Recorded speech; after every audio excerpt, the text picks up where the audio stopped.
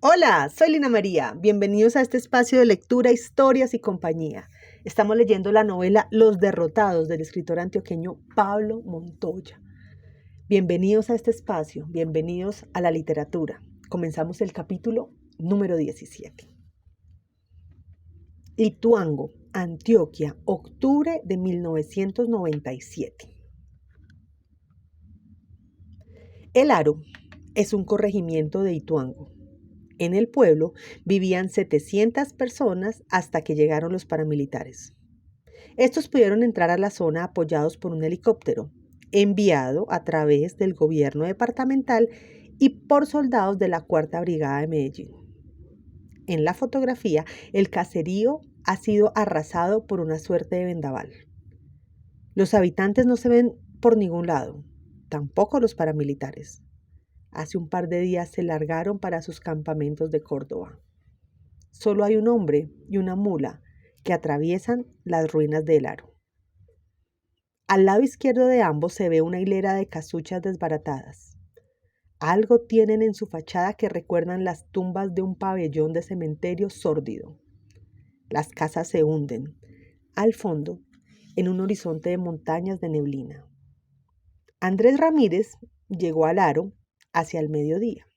No vino en helicóptero, claro está, sino en un bus hasta cierto tramo. Luego debió caminar horas por entre el monte, acompañado por un guía a quien le ofreció buena paga. Cuando ascendieron hacia el Aro, empezaron a sentir el dolor a maderas chamuscadas. Luego fueron apareciendo los cadáveres. Ramírez no fotografió a ninguno. Después de todo, él sabe que exhibir muertos en la guerra es una práctica que a menudo realizan los bandos enfrentados. Jamás desconoce, sin embargo, que lo suyo es una obsesión por las imágenes de la muerte cuando esta es ocasionado por los hombres. En sus fotografías sobre la guerra, quienes sobresalen realmente son los vivos. En el trayecto hacia el Aro, Ramírez vio entonces los cuerpos, sintió el olor de sus mutilaciones, pero se abstuvo de disparar la cámara. Al entrar al pueblo, siguió decidido a no fotografiar lo que veía. Un cansancio imprevisto se le había instalado en la boca del alma. ¿El alma tiene boca? Sí. Y puede estar en el estómago, en el corazón, en el bajo vientre, en los pulmones, en las piernas que se resisten a caminar. Lo primero que pensó Ramírez al ver la destrucción fue en el diablo. Se lo imaginó como una gigantesca chucha que ha abierto su culo velludo para arrojar una ventosidad sobre el pueblo. Pero, ¿qué ha pasado en el Aro? La fotografía muestra lo que está pasando y hace imaginar confusamente lo que pasó. Y lo del roedor es un símil que no tiene nada de original. Comparar la guerra con el culo de un animal es algo que ya hicieron Goya y Céline al referirse a sus respectivas guerras.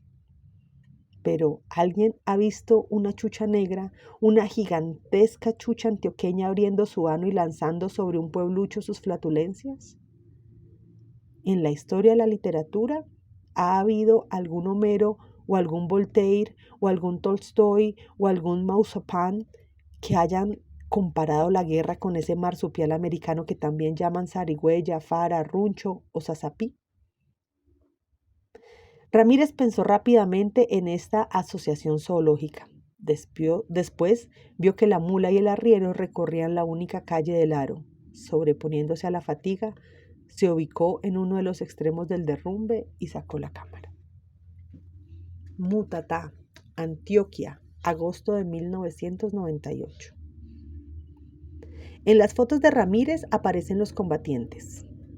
La guerra otorga a esos rostros una mezcla de respetabilidad y locura. El contraste de las imágenes lo establecen la guerra de las caras, el brillo juvenil de las miradas, la blancura de las sonrisas y la fortaleza de los cuerpos con las armas que portan. Ellos a veces son niños, adolescentes, jóvenes de ambos sexos. Ellas, en general, granadas, cinturones de balas de fusil, metralletas, lanzallamas, morteros. Las fotografías están fechadas. En la precisión de los tiempos y los espacios, Ramírez es casi maniático y se mueve de un rincón a otro de varios departamentos colombianos. Se podría hablar de cualquiera de ellas y se nombraría un rasgo más de la intemperancia. Esta fotografía muestra a Picuca. Ramírez recuerda que así lo llamaban sus compañeros. El fotógrafo viajaba para Apartadó y en el camino el bus se tropezó con un retén paramilitar. Picuca bromeaba, cantaba un vallenato. Te voy a hacer una casa en el aire. Y se reía, una risa ancha y mueca, mientras requisaba a los pasajeros. En medio del retén, esa risa y ese canto aligeraba un poco el miedo o acaso lo acrecentaban. Cuando supo que Ramírez trabajaba en El Colombiano, se entusiasmó con la fotografía que quería tomarle. Me la manda cuando la saque, parce, dijo, y se rió de nuevo. Estrecharon las manos como para corroborar una promesa difícil de cumplir. En el momento en que se iba a disparar la cámara, el adolescente bajó la cabeza. Pero así no se distingan bien las facciones, se puede pensar que el paramilitar era un sambo. ¿Picuca entonces está muerto? Es posible, responde Ramírez. Un guerrero de su especie tiene pocas probabilidades de salir vivo. Su margen de vida no supera los 18 años. Picuca tiene en la foto quizás 14. Un ejemplo más de cómo la guerra, desde las sublevaciones comuneras del siglo XVIII hasta la que ahora pregonan los seguidores del presidente del país y las guerrillas, se alimenta de niños y adolescentes. ¿Cuántas balas cuelgan de los hombros de Picuca? Las suficientes como para matar a 100 guerrilleros o a 100 defensores de los derechos humanos, a 100 opositores del presidente. Picuca ha bajado la cabeza con timidez repentina, pero la foto ha captado con claridad lo que dice su balaca: vencer o morir. Quiero hacer un pequeño paréntesis aquí porque quiero leer la fecha en la que fue escrito este libro. Y este libro dice que la primera edición fue en marzo del 2012, para que hagan sus respectivas cuentas a qué presidente se refiere la historia. Gracias, continúo. Segovia, Antioquia, octubre de 1998. La multitud marcha en silencio. Los ataúdes que se cargan son 19. Aunque contarlos es inútil, hay un efecto de continuidad en la fotografía de Ramírez que hace pensar en las líneas sucesivas que van hasta el infinito, propias de ciertas imágenes expresionistas. Los primeros cajones se ven con claridad, los que siguen un poco menos, los del fondo se desdibujan. Los que se pierden en el horizonte son aquellos que el observador cree interminables. Igual pasa con la gente. Se podrían contar los hombres y mujeres que acompañan a los masacrados, pero es también inútil. La fotografía impone, además, dos miradas. La primera, que golpea los ojos como un puño, está anclada en los cajones.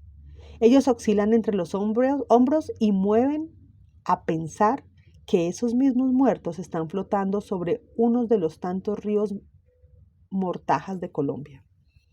Sin embargo, los cadáveres que no vemos están carbonizados. Los quemaron con petróleo los guerrilleros del ELN, dice Ramírez, por ser colaboradores de los paramilitares.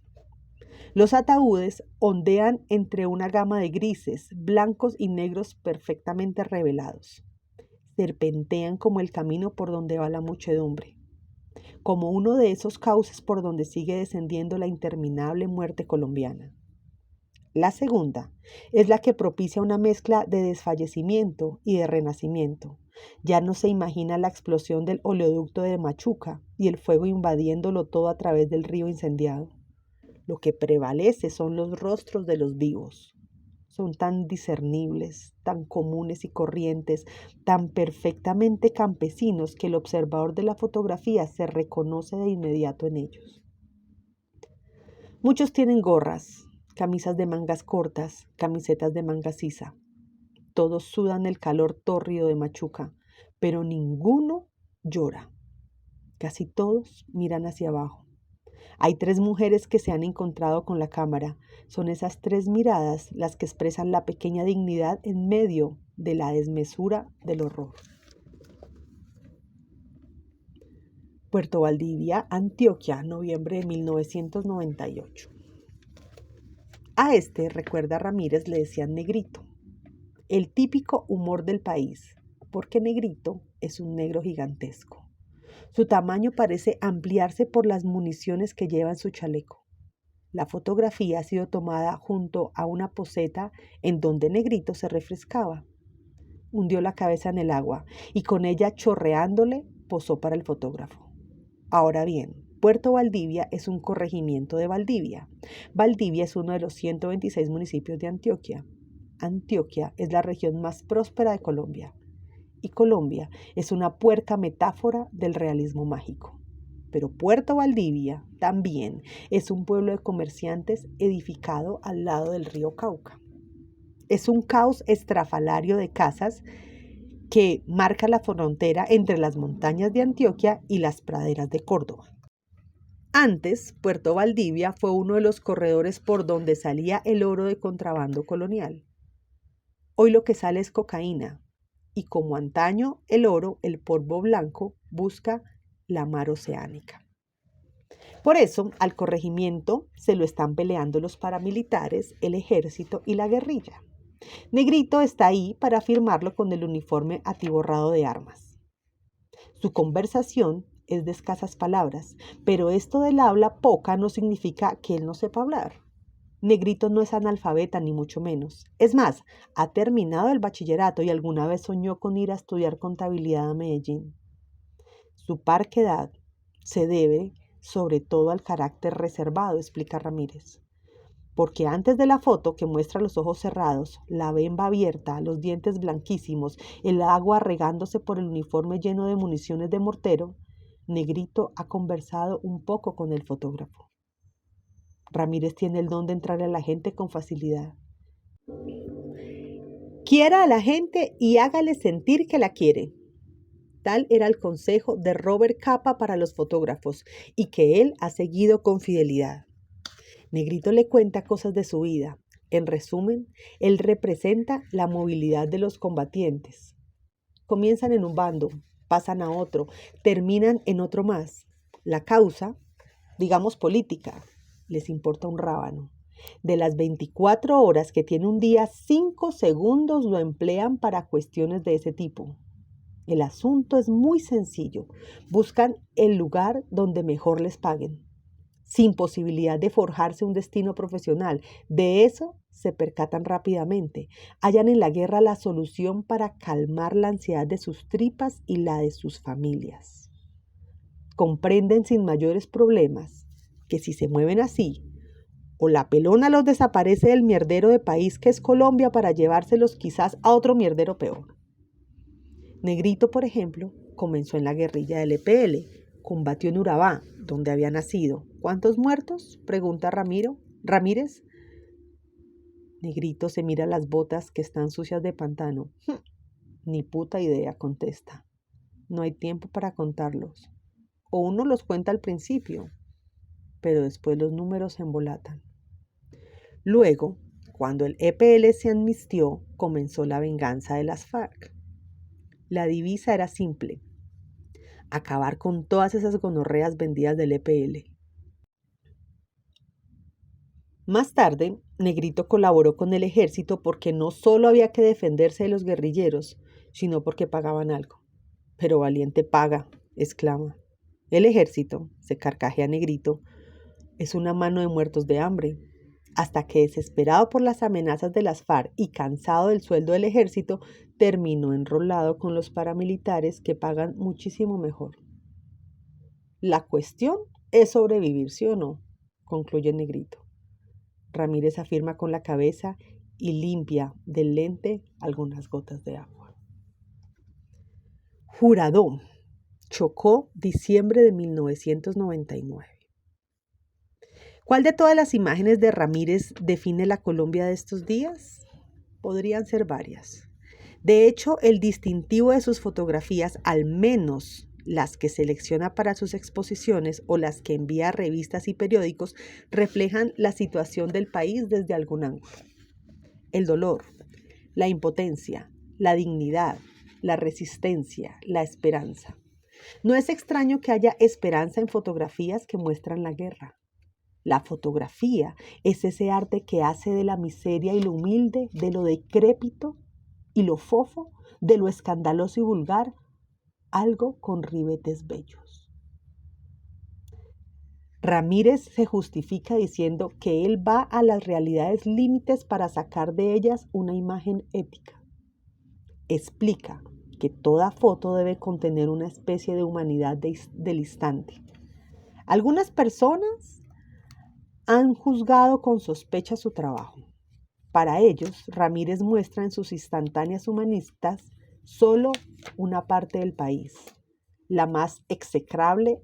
Es verdad, pero no la que debe representar este concepto vago, escurridizo, siempre crítico y polémico llamado nación colombiana. Además, ventilar en varias partes del mundo los problemas internos del país como si se tratara de visiones artísticas de realidades miserables es inadmisible. Un hombre, a la salida de una de esas exposiciones en donde a Ramírez se le homenajeó como un artista de la fotografía, lo espetó así: «Oiga, hombre, usted como que no para.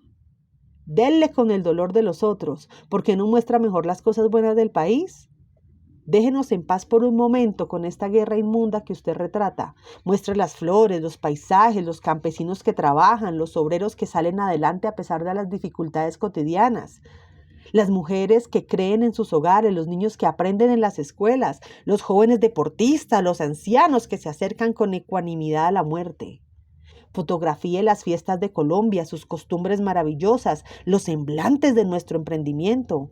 Déjenos tranquilos con ese cuento de que todos somos responsables de lo que pasa a unos cuantos que han tenido la mala suerte de estar donde no deberían estar». Ramírez sonríe con fatiga cuando escucha esos alegatos de quienes creen en los rostros idóneos de un país.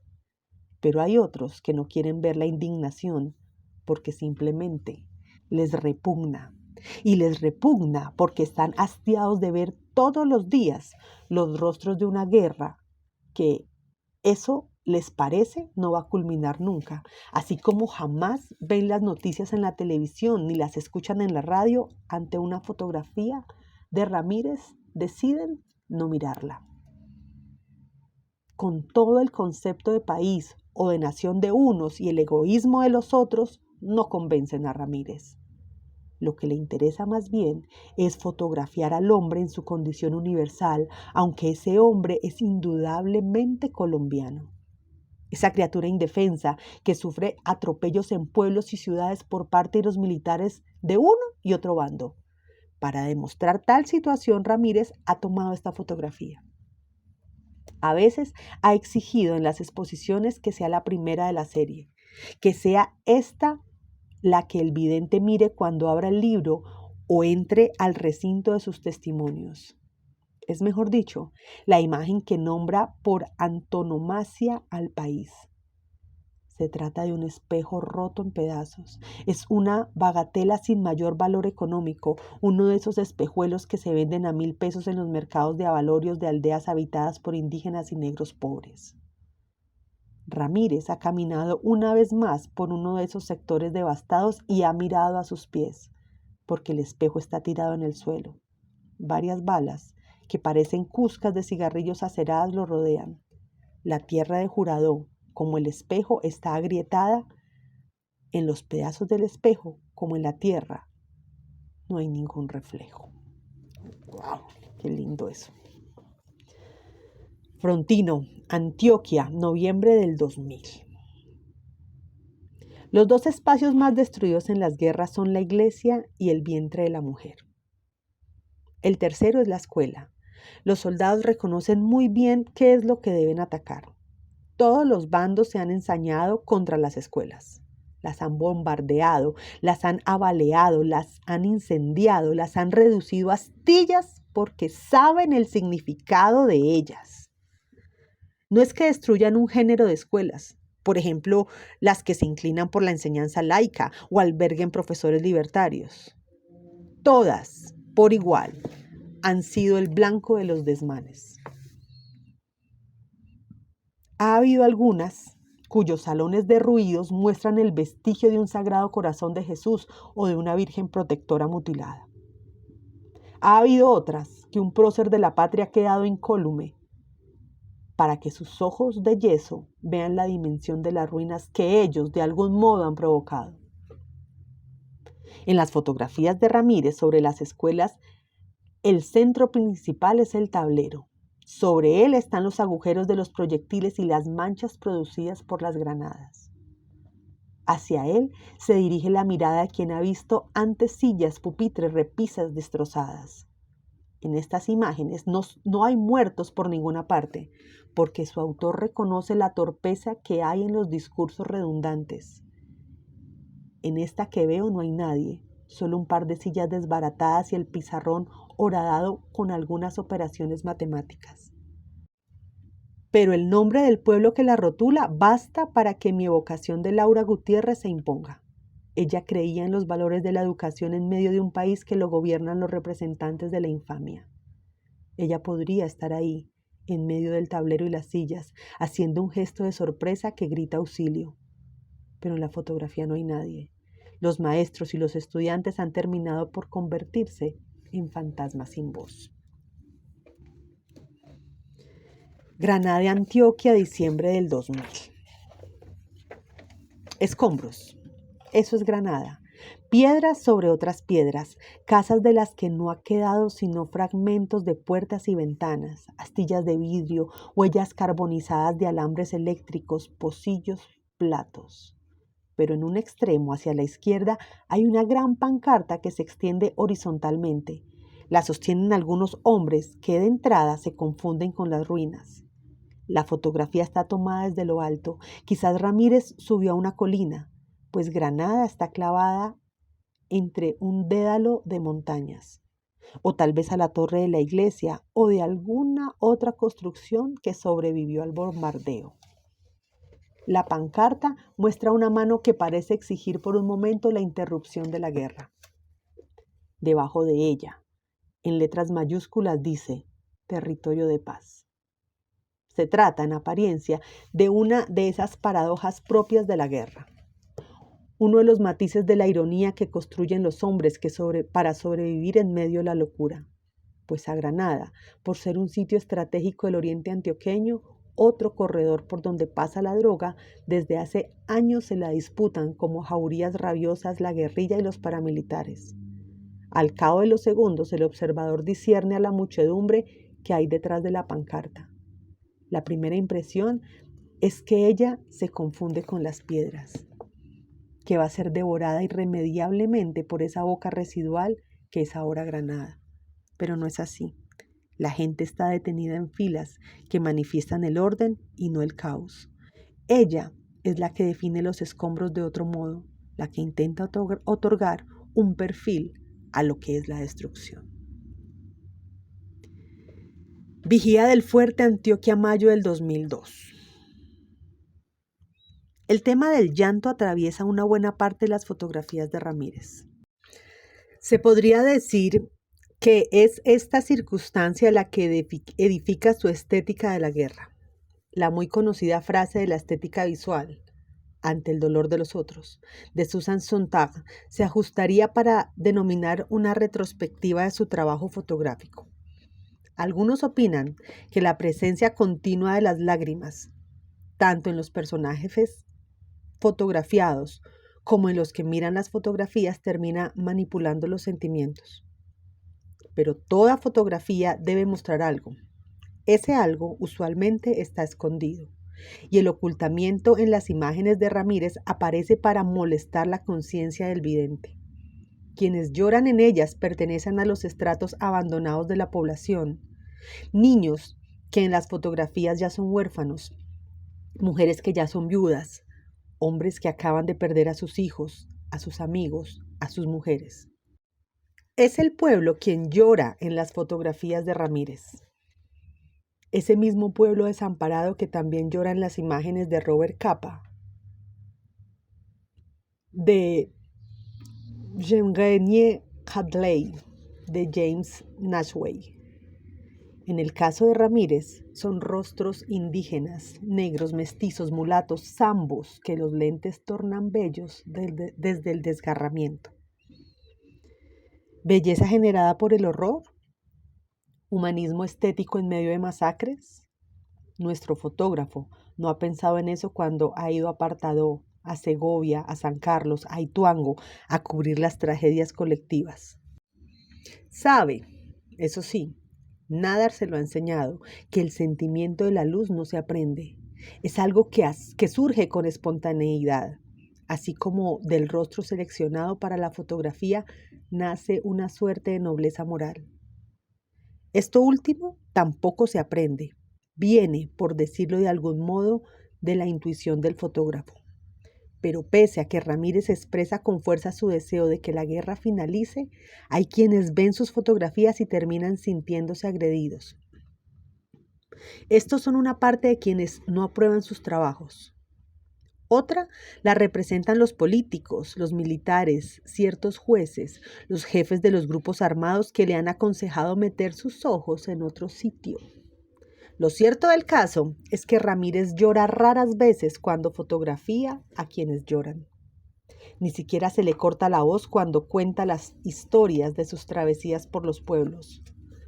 Antes de contar la de Anacleto Cardona, respira profundo, mira hacia varias partes, traga saliva, tose un par de veces. Todo se inicia en Napipí, aunque según la cronología de los eventos empieza en Bojayá. Allí los guerrilleros de las FARC han bombardeado una iglesia a donde han ido a refugiarse los civiles y los paramilitares. Lo que sucede en Bojayá es una de las cimas de la violencia, pero de ella hablaré después. El Ejército Nacional, como siempre, llega tarde para salvar a quienes no tienen armas. En cambio, se dedica a perseguir al frente guerrillero a través de la selva. El itinerario de esta persecución pasa por Napipí. Los guerrilleros se toman el caserío como escudo. El ejército dispara contra los ranchos indiscriminadamente. En uno de ellos está Anacleto Cardona con su esposa y sus hijos. La bala de un fusil AK-47 alcanza a la mujer que está escondida debajo de una cama. Los niños gritan. Anacleto trata de calmarlos. Ella se desvanece. Sin pensarlo mucho, el campesino carga a su mujer y sale. Pero antes le dice al hijo mayor que cuide a los otros. Los toma cada uno de las manos y les promete, mirándolos a los ojos, que les traerá pronto a su mamá viva. Los disparos arrecian. Anacleto pasa a través de ellos y toma el camino del hospital de Vigía del Fuerte. Los nombres de esas aldeas son hermosos. Napipí, Vigía del Fuerte, Bojayá, Juradó. Pero poseen el albur de estar próximos a corredores de la droga. Es la tierra, una vez más, lo que se disputan los militares de los tres frentes. La tierra esplendorosa y feraz, que en Colombia es sinónimo de desgracia. Anacleto corre con su mujer a cuestas. Ella se desangra en el camino. Ya no habla, ya no respira. Anacleto le da palmaditas en la cara, la estruja para que reaccione. No te vas a morir, mujercita mía, dice. Abrí los ojos, por el amor de Dios. Pero en estos parajes, Dios, si es que existe y no es la fuerza descomunal que se riega obscenamente por entre la selva, es algo impredecible. Esta vez, en todo caso, está lejos de Anacleto Cardona. En Vigía del Fuerte le ayudan con el ataúd. Hay que enterrarla porque el cuerpo se está descomponiendo rápidamente. En el clima del Chocó se sabe, los hombres, los animales, las plantas, cuando dejan de vivir se hunden en la podre con velocidad de mente. Anacleto sigue el consejo de la hermana Agustina del hospital. Acepta enterrar a su mujer en un campo cercano. Pero en Vigía del Fuerte también la guerrilla combate con el ejército y los paramilitares. Ramírez, de camino a Bojayá, se ha detenido en el pueblo y está conversando con la monja cuando ve llegar a Anacleto Cardona con su mujer en los brazos. El sepelio se organiza con precipitación. La caja la cargan Anacleto, Ramírez, 2 hombres más que colaboran en el hospital. La hermana misionera lleva una bandera blanca que ha hecho con una funda de almohada para que los soldados no disparen. Ramírez piensa que esa podría ser una fotografía proverbial. Un cortejo fúnebre de una mujer negra de 20 años protegido por una funda blanca colgado de un palo de escoba. El sol cae como un puñal y el río Atrato al lado de ellos parece paralizado por el sopor. Antes de meter el ataúd en el hueco que han abierto, Anacleto siente que las fuerzas lo abandonan. Su desamparo crece. Toda resistencia se destroza. Piensa en los hijos que jamás verán a su madre, piensa en la falsa promesa que les ha hecho. Entonces, cuando se arrodilla frente a la caja construida con tablas de abarco, se tapa la cara y llora. En la fotografía la escena está marcada por la maleza que rodea la trocha. Hacia el lado izquierdo, detrás de Anacleto, hay una flor blanca. Es un lirio que algún dios de la selva repentinamente conmovido ofrece al deudo. Bojayá, Chocomayo del 2002. Iglesias en Uganda, en Sudán, en Liberia, iglesias en Francia, en Alemania, en Rusia, iglesias en Guatemala, en España, en Nicaragua, iglesias en Irlanda, en Suiza, en Estados Unidos, iglesias cristianas, unas católicas, otras protestantes, otras ortodoxas, otras anglicanas, iglesias de diferentes épocas, desde el Imperio Romano hasta las democracias neoliberales del siglo XXI. Iglesias en guerras de diferentes nombres y animadas por distintas causas, religiones, civiles, mundiales, de liberación nacional. Guerras petroleras, guerras por el agua, guerras por la droga. Y en todas la misma ferocidad que se arroja sobre los símbolos religiosos para derruirlos. Repetición obcecada de la maldad a lo largo del tiempo, demostración de que el hombre sigue siendo esa criatura cruel que nunca cambia. Delirio al saber que los inocentes sufren y mueren en la completa orfandad. Gozo en presenciar la descomposición de la vida y una alegría todavía más plena al constatar que el oprobio se comete en el centro mismo del bien colectivo. Porque toda guerra expresa cabalmente que no hay imagen divina capaz de vencer a los hombres armados. Lo que sucede en la iglesia de San Pablo Apóstol de Bojayá es la continuación de un crimen. Poco antes fue en la iglesia de la localidad de Doruma, en el distrito de Haut-Uele, en el extremo nororiental de la República del Congo. Allí entraron las mismas hordas de siempre y machetearon a los que buscaban protección en el templo. Ahora le ha tocado el turno a la cabecera de Bellavista, en el municipio de Bojayá, en el departamento del Chocó, en el occidente de la República de Colombia. La historia sucede así. A finales de abril del 2002, bajan por el río Atrato tropas paramilitares del Frente Elmer Cárdenas. Viajan en 7 pangas.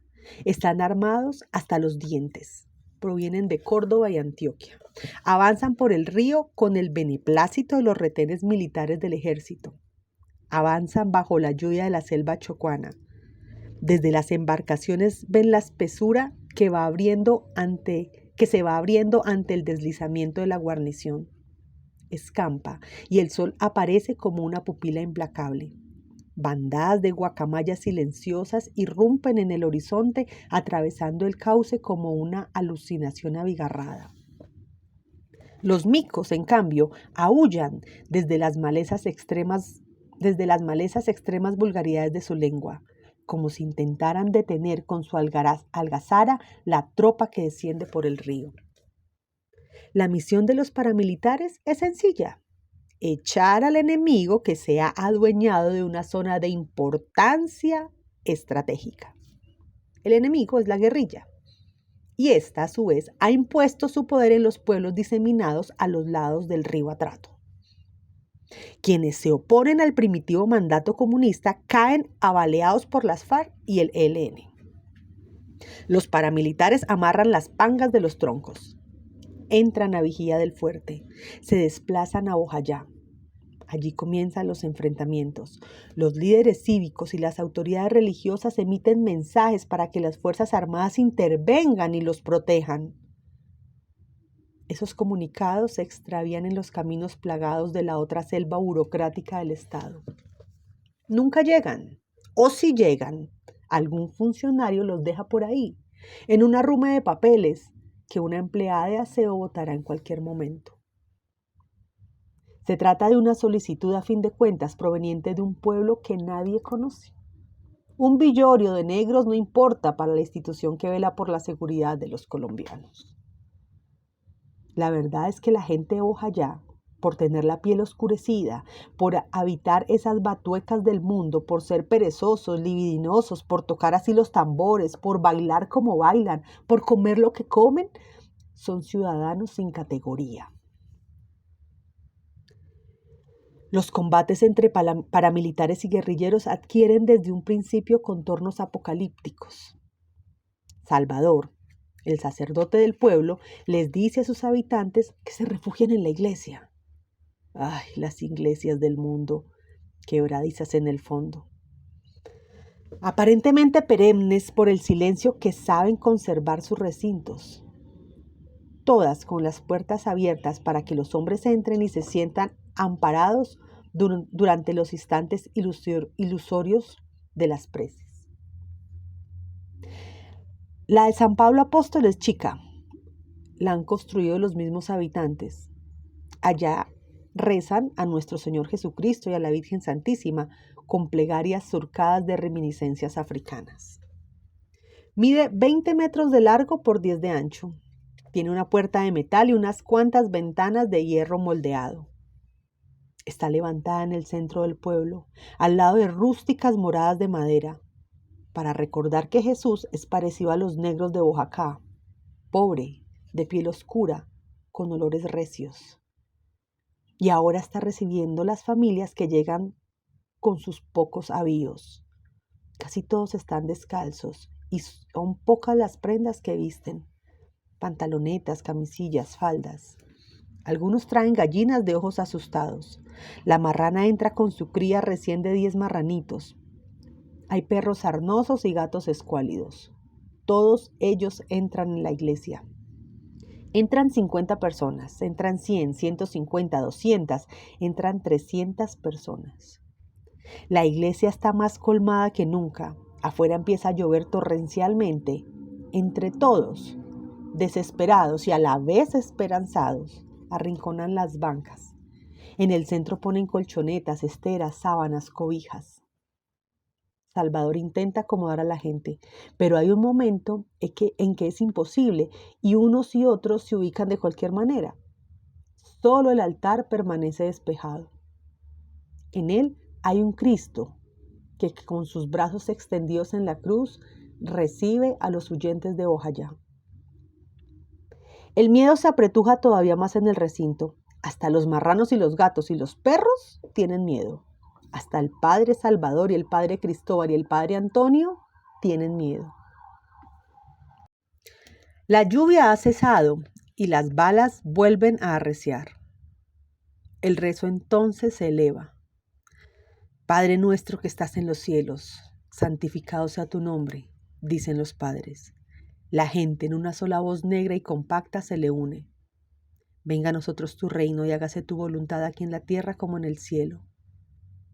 Y están diciendo, líbranos del mal, cuando la primera explosión sacude los cimientos de la iglesia. Ismenia, la loca de Bojayá, grita. Es como si tuviera un demonio en su cuerpo, como si con sus gritos quisiera expulsar al ángel exterminador que viene volando en el aire las denotaciones. Abre los ojos, los entorna, se persigna, evoca a Olosa, a la negra virgencita suya, pero nadie puede controlarla en sus convulsiones que parecen danzas desenfrenadas del África lejana. De repente Ismenia sale corriendo. Una bala se le incrusta en el pecho. Cae en medio de la calle empantanada. Enseguida se lanza otra pipeta de gas que cae más cerca de la iglesia. Los paramilitares se han protegido en los costados y la parte de atrás del templo. Usan a la población como escudo, pero para la guerrilla no hay escudo que valga. Un muchacho recibe la orden de lanzar la tercera pipeta. El tanque vuela por los aires y cae en el centro de la feligresía. Sucedida la explosión, el Padre Salvador abre los ojos. Abre con esfuerzo los ojos y ve. Ve un cuerpo sin cabeza dando vueltas con los brazos extendidos. Los cierra de nuevo. Todo es una alucinación, se dice el Padre Salvador. Espabila varias veces y ve a un gato sin pelo con los ojos rojos y el lomo erizado. Vuelve a abrirlos con fuerza. El Padre Salvador piensa que está soñando y vuelve a cerrar y a abrir los ojos. Ve entonces vientres abiertos, manos y piernas desmembradas. Hay gritos y lamentos por todas partes. Mujeres y hombres, embadurnados de tierra, de acerrín, de humo, de sangre. Cristóbal, el otro padre, sale despavorido por entre el caos y se pierde del campo visual de Salvador. Este está herido en la cabeza, el cuerpo le duele, las piernas le tiemblan. En medio de la confusión arma una bandera blanca, da voces, pide calma sin saber cómo, organiza atropelladamente una hilera de espectros y los espectros van saliendo de la iglesia. También salen de las otras casas, salen del hospital, salen de la casa de las monjas agustinas. Son centenares de fantasmas los que siguen al Padre Salvador. Atraviesan el fuego de los guerreros, enarbolando las prendas blancas. Se preguntan en coro, ¿quiénes somos? Y en coro se responden, somos civiles. Otro estallido sobreviene. La gente pregunta con más fuerza, ¿qué queremos? Y el coro responde, la vida. Logran por fin llegar al río. El Padre Salvador forma los grupos para que alcancen las embarcaciones. Ramírez pudo llegar a Bojayá 3 días después. De Medellín viajó en avioneta a Quibdó, de Quibdó en lancha hasta Bojayá. Lo dejaron pasar porque se disfrazó de cura. De hecho, la arquidiócesis de Quibdó fue quien le facilitó la lancha y el ropaje eclesiástico. Bajando por el atrato, tomó las primeras fotografías que muestran a los campesinos huyendo en las embarcaciones. Ramírez solo permaneció en la iglesia de Bojayá media hora. El olor era insoportable.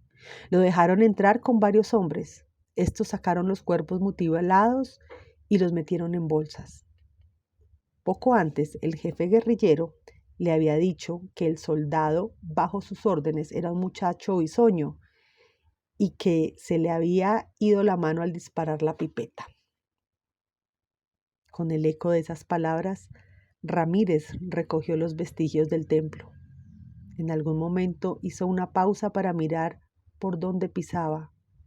Vio un perro carbonizado, vio un manojo de miembros humanos que no logró identificar. Vio el Cristo crucificado, se distanció, enfocó su cámara y disparó. La cabeza, el tórax sin brazos y un pedazo de pierna del Cristo está en el primer plano. Bancas, ropas, tablas, libros, cocas, platos destrozados en medio de la tierra y el agua. Al fondo está la puerta y las ventanas derruidas. La luz de afuera entra por ellas con sed descomunal. Bojayá, Chocó, septiembre del 2002. Ramírez supo que los habitantes de Bojayá regresarían a su pueblo y decidió acompañarlos. Habló con los religiosos de Quibdó para poder viajar una vez más desde Medellín. Se unió a los desplazados que bajarían por el río Atrato hasta las riberas de esa cosa fantasmagórica en que se había convertido el pueblo. Eran varias champas largas y flacas en las que se iban mujeres, niños, ancianos y algunos jóvenes. El Padre Salvador había organizado el retorno. Les dijo a las gentes que harían una ceremonia en la iglesia. Era necesario el regreso para cerrar las heridas, enterrar debidamente a los muertos, cumplir con los ritos que sus espíritus reclamaban. Él solo había podido rezar algunas oraciones con rapidez en la fosa común a donde pararon los cuerpos destrozados. Pero el Padre Salvador sabía que era urgente despedir esos muertos como lo hacían los negros de su región. El pueblo, ocurrida la masacre, parecía un limbo donde los espíritus aún padecían el pavor de sus últimos instantes. Era un acto de reconciliación con ellos. Había que liberar esas almas de la mortificación, aliviar la tierra de la pesadez humana, lograr que los vivos adquirieran de nuevo el breve entusiasmo de toda existencia. Además, estaban los niños y los que aún no habían nacido. En la iglesia habían perecido 119 personas, 49 de las cuales eran menores. Al Padre Salvador se le helaban las vísceras cuando recordaba lo que vio después de la explosión, unas masas sanguinolentas estrelladas contra las paredes. Después comprendería, al reconocer a las madres exánimes, que eran los fetos expulsados de los vientres por la acción de la pipeta. El Padre Salvador había visto por lo menos 10 de esas manchas, que ya no eran niños, sino algo monstruoso que había asignado para siempre su memoria. Andrés Ramírez sentía también una incertidumbre cenagosa que no lo dejaba en paz. A su regreso a Medellín, luego de cubrir Bojayá, tuvo que recurrir a somníferos porque habían imágenes que lo asediaban. Volvía a ver a los 3 campesinos frente a las bolsas que contenían los restos de varias víctimas. Los veía tomar largos tragos de aguardiente para poder enterrar lo que quedaba de sus cuerpos. En los bolsillos de sus pantalones tenían los billetes del pago, pues de otro modo jamás se habrían acercado a la panga que emitía la putrefacción desde hacía días. La gente en Quibdó estaba alegre. En el viento de la mañana ondeaban banderas blancas de que la diócesis hizo con papel de cartulina. Los niños cantaban y el río desplegaba un fulgor dorado que lo hacía entrañable. Algunos habitantes de Vigía del Fuerte, sobre todo el personal religioso, esperaban en el puerto de Bojayá a quienes regresaban a su tierra. Atardecía cuando las champas se fueron desalojando. En caravana llegaron a la puerta de la iglesia derruida. El Padre Salvador hizo con tizas una especie de croquis del templo. La gente se acomodó a los lados del dibujo. La oscuridad estaba densa de humedad cuando se encendieron las velas. Cada uno de los nombres de los muertos se pronunció. Los fetos anónimos fueron también llamados con el nombre de angelitos. La palabra, bajo la cerrada techumbre de la selva, realizaba su antigua tarea de curar. Se nombraba el dolor y se iba asumiendo los contornos de una bestia apaciguada. Ramírez se sentó al lado de unas adolescentes. Una niña se le recostó dócilmente en las piernas. Las velas dibujaban con sus pabilos una geografía temblorosa en medio de la tiniebla. Al cielo lo sacudían las reverberaciones distantes de una tormenta que quizás esa noche pasaría de largo sobre esos humanos que conjuraban su desgracia. Entre los reunidos se veía al padre Cristóbal. Lloraba porque él también cargaba el fardo de una agonía. Estaba vivo milagrosamente. No recordaba mucho de lo ocurrido después de su fuga de la iglesia. Pasó 3 días perdido en una ciénaga cercana. Cuando lo encontraron, unos hongos hediondos le brotaban de las axilas, a sus ojos lo estremecía un brillo desquiciado, los dientes le castañeaban, la boca parecía un grito contenido. Estaba también Simón Triganá, que había perdido a sus padres en el ataque. Ahora volvía para despedirse de ellos. A Simón lo habían mandado al poco tiempo para un hospital religioso en Medellín llamado Casa de Dios. Su trauma era un légamo sin fondo porque había perdido el interés por las cosas y los hombres. Triganá le reclamaba a Dios la indiferencia con los suyos. Varias veces destruyó los crucifijos que protegían su cuarto porque le recordaban al de la iglesia de San Pablo Apóstol de Bojayá, que no había sido capaz de defender a sus devotos. Todos están allí, sentados, viendo el tremor de las velas y a través de él, reconociendo un lugar más en la tierra en el que los muertos piden a los vivos una detención fugaz de la desdicha. Las cantaoras se unieron a la voz del Padre Salvador. Los alabados negros se entrelazaron con los requiems latinos. Cada nombre se pronunció otra vez de boca en boca hasta que llegaron a los niños. Cuando estos mueren, los negros de hoja ya pasan los cuerpecillos sin vida de unas manos a otras. Se baila con ellos y se canta con ellos y se juega con ellos para después encomendar sus espíritus desalados al buen ángel mayor. Este los toma para conducirlos a la morada de los muertos. Antes, en los años de la esclavitud, los padres celebraban la muerte de ese hijo que se había salvado de las sevicias del hombre blanco. En Bojayá, esa noche se improvisaron unos ataditos de ropa que se fueron pasando entre todos. Mientras tanto sonaba un tambor quejumbroso, una flauta de caña sostenía el canto de las mujeres más viejas. Velo qué bonito, lo vienen bajando, con ramas de flores lo van coronando. Y el dolor de la tierra se iba uniendo a la remota respiración de los árboles y los humedales. Ramírez se levantó, atravesado por una esperanza repentina. La niña se había ido a dar saltos sobre el dibujo del Padre Salvador. La fotografía muestra a esa niña que parece un fantasma, ataviado de blanco, en medio de una senda de pabilos titilantes.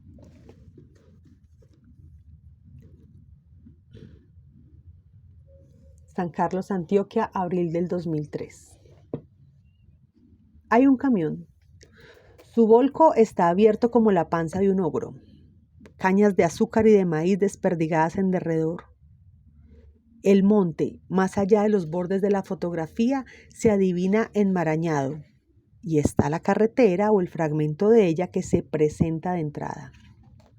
Una de esas carreteras destapadas que pretenden unir las llagas de este universo purulento llamado Antioquia. Abandonadas se ven las piedras, desamparadas se ven las hojas y las ramas secas. Olvidado de todos, menos de Andrés Ramírez, se ve el polvo calcinado de San Carlos. Es imposible detener el ir y venir de los ojos entre los vivos y la carga del camión.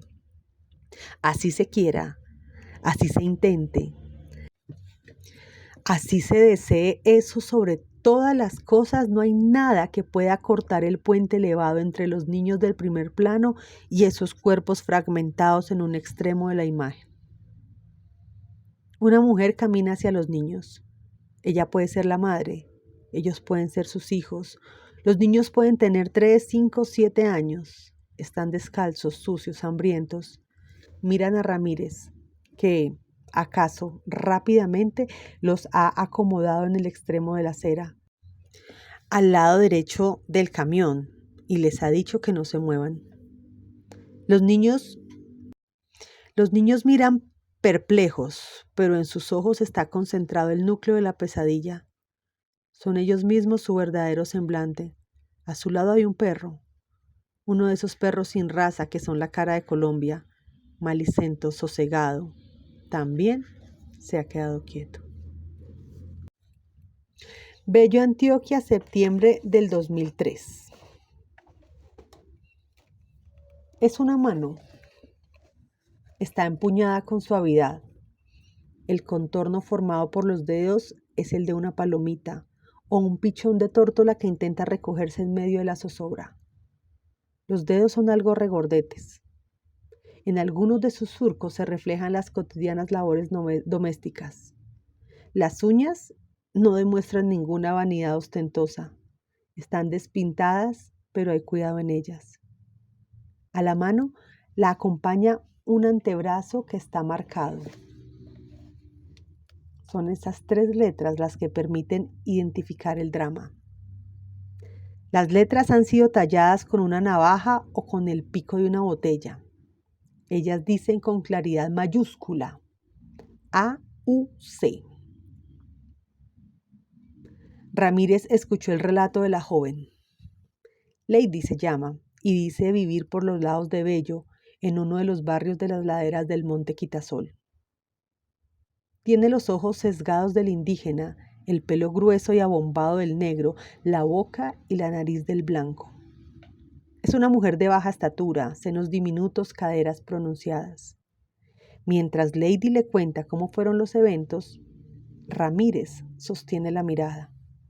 La indaga, pero al mismo tiempo la consuela. Nunca en estos testimonios de la vejación él baja la mirada. Sabe que la violación de las mujeres es uno de los actos de guerra más empleados y el que menos se castiga. Los militares usualmente asesinan el cuerpo que les ha recibido su semen combativo. La verga es otro fusil más, piensa Ramírez. ¿Acaso la más feroz de todas las armas? Esa tarde, cuenta Lady, sale de su casa a comprar algo. Quiere unos aretes, un collarcito de fantasía que ha visto en una vitrina en el Parque Bello. Baja por la acera y desde la otra la detienen los 3 milicianos. Uno le dice que tiene cara de bandida.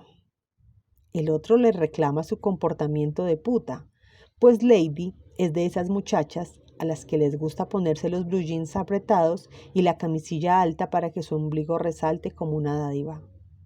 Ella les responde con altivez, pero entre los 3 la agarran, la meten a la camioneta. Dentro la golpean. Más tarde llegan a una casa. Lady sabe dónde queda esa casa. Recuerda con claridad los 3 rostros de los hombres. En vano le ha dicho a la policía que esa casa queda cerca de la suya y que esos hombres siguen vigilando las calles de su barrio. Cada uno la monta varias veces, la golpean, la injurian. Lady pierde el conocimiento. Cuando despierta, todo el cuerpo le duele. Le han herido las nalgas, los senos, la frente, las piernas. El útero lo siente como si fuera una paila ardiente. Los muslos le tiemblan, no tiene fuerzas para quejarse. Y poco a poco va distinguiendo de dónde brota el dolor más agudo. Entre las brumas de la conciencia que le va llegando se mira el antebrazo y lee las letras rojas.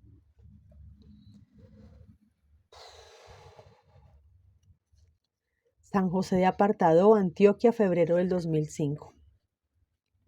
Guerra es un hombre de paz. Ha denunciado muchas veces las masacres que han asolado su región. No ha querido irse del cañón del río Mulatos. Guerra ama esa tierra ardiente porque no hay otro lugar a donde quiera ir. Ama su oficio de cacaotero porque no hay otro oficio que quiera ejercer. Lo han amenazado varias veces, pero él persiste en su convicción de quedarse. Ha dicho que van más de 150 muertos, que él y los suyos serán los siguientes. Se trata de campesinos asesinados en las veredas Mulatos, La Resbalosa, Arenas Altas, La Esperanza, La Unión, Arenas Bajas, Miramar, Alto Bonito, El Porvenir.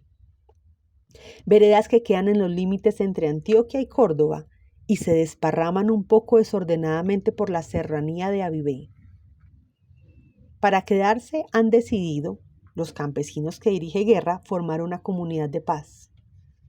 Pero, ¿qué es una comunidad de paz? Los paramilitares dicen que es un nido de guerrilleros. El ejército dice que es un nido de bandidos. La guerrilla dice que es un nido de paramilitares.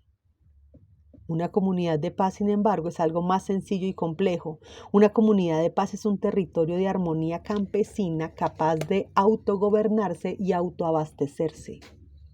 Es un grupo de familias que viven juntas, creen en la dignidad humana y no quieren colaborar con ningún grupo armado. Esa actitud ha incrementado las amenazas del ejército, de los paramilitares y de los guerrilleros. San José de Apartadó se erige, pues, en medio de la injusticia, como una muestra de la utopía que buscan los hombres desde hace siglos. Pero en las casas, en los potreros, en los chiqueros, en los cacaotales, en los troncos de los aguacates, les han escrito frases a los campesinos. Fuera, perros. Si no se van, les quebramos el culo. Largo, manada de hijueputas. Es el viejo y persistente lenguaje que primero mancilla al que va a ser masacrado. Desde la base de Nueva Antioquia, corazón paramilitar, le llegan mensajes de muerte. Desde la Brigada 17 del Ejército, instalada en Apartado, mandan voces de muerte. Desde la serranía de Avive, donde la guerrilla impera, le dan recados de muerte. Lo mejor entonces es que estos representantes de la paz civil se vayan de una vez por todas. Alguien con sentido común no permanecería un día más en esos angurriales del acoso. Pero Guerra y los suyos aman su tierra, son testarudos y se quedan. La fotografía de Ramírez, por supuesto, no cuenta eso. La fotografía, sin saber quién fue Guerra, sin saber qué es una comunidad de paz, sin saber en qué consiste la unión entre paramilitares y ejército para pelear contra la guerrilla, sin saber que estas tierras deslumbrantes son corredores por donde pasa la cocaína en dirección a Europa y a los Estados Unidos y entran a las armas provenientes de ambas regiones, sería una fotografía pornográfica. Es decir, una imagen que demuestra una vez más lo mucho que le gusta al hombre ver el rostro de la porquería. Pero, ¿reflexiona Ramírez sobre los sentimientos encontrados que suscitan las fotografías? ¿Conoce, por ejemplo, la historia de Leontios, el hijo de Gaglión, que Sócrates cuenta en uno de los diálogos de Platón? Leontios regresa del Pirineo y en el camino se da cuenta de que hay unos cadáveres despedazados a la intemperie. Leontios quiere mirar, pero al mismo tiempo se siente ofendido. Vuelve sus ojos al horizonte, que es un conjunto espléndido de nubes blancas, y lucha contra sus ganas de verle la cara a la hediondez. Finalmente, dominado por su ansiedad, abre los ojos desmesuradamente. Corre hacia los cuerpos, les grita: «Miren, genios del mal, sacien su sed del espectáculo». Pero Ramírez desconoce este pasaje de Platón, incluso dudo que lo haya leído, y de Sócrates solo conocerá la anécdota de la cicuta. Frente a este asunto de fotografiar la guerra, su sensibilidad es más bien moderna e ignora cualquier discurso intertextual.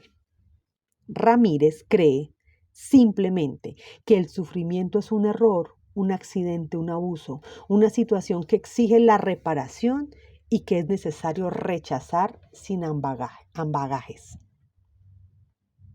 Él forma parte de esos fotógrafos moralistas que andan buscando imágenes desbordantes y aleccionadoras.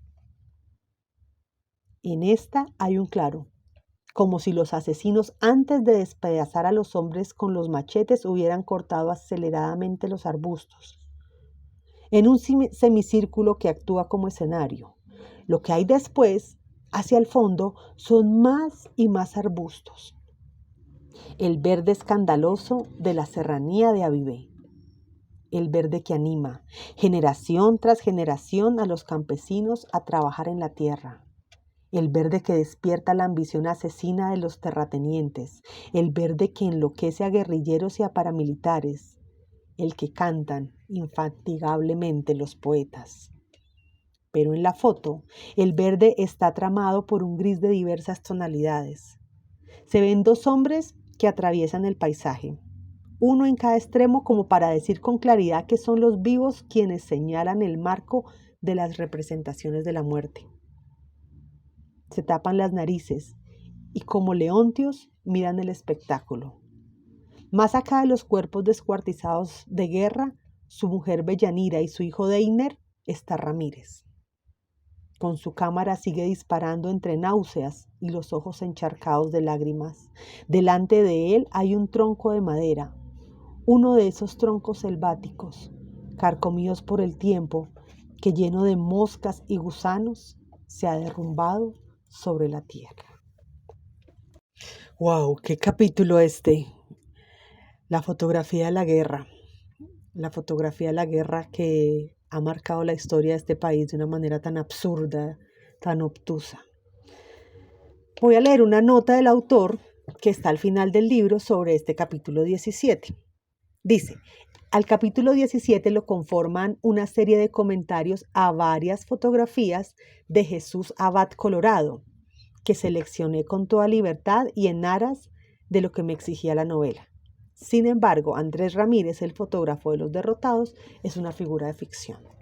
Si ustedes quieren buscar tal vez las fotografías a las que hace mención el autor en este capítulo, con la nota que aparece antes de cada relato, que es el lugar y la fecha, pueden buscarlas de la galería de Héctor Abad Colorado.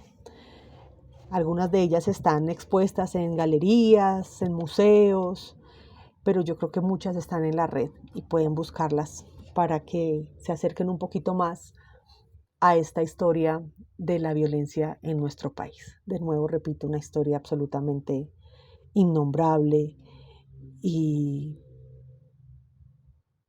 desgarradora. Gracias por escucharme, gracias por su compañía, gracias por darle me gusta a este audio, gracias por compartirlo y hasta la próxima.